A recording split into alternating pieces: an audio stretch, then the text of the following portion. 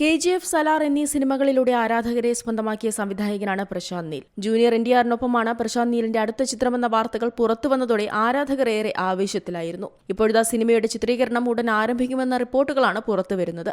അടുത്തയാഴ്ചയോടെ ഹൈദരാബാദിനടുത്തുള്ള വികാരാബാദ് വനങ്ങളിലാണ് സിനിമയുടെ ചിത്രീകരണം ആരംഭിക്കുകയെന്നാണ് പുറത്തുവരുന്ന റിപ്പോർട്ടുകൾ. സഹതാരങ്ങളെ വെച്ചാണ് ആദ്യം ഷെഡ്യൂൾ ആരംഭിക്കുക. പിന്നാലെയാവും NTR ജോയിൻ ചെയ്യുക. വമ്പൻ ആക്ഷൻ സീക്വൻസ് ഉൾപ്പെടുന്നതാകും ഈ ഷെഡ്യൂൾ എന്നാണ് സൂചന.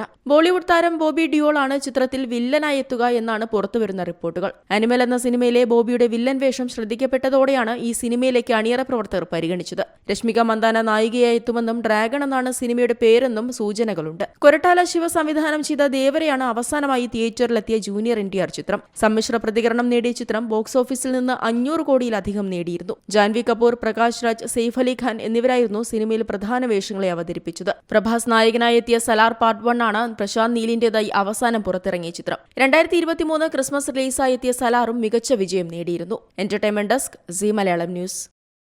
ഏറ്റവും പുതിയ വാർത്തകളും വിശേഷങ്ങളും വിരൽ തുമ്പിലറിയാൻ സീ മലയാളം ന്യൂസ് എല്ലാ ഡിജിറ്റൽ പ്ലാറ്റ്ഫോമുകളിലും ലഭ്യം.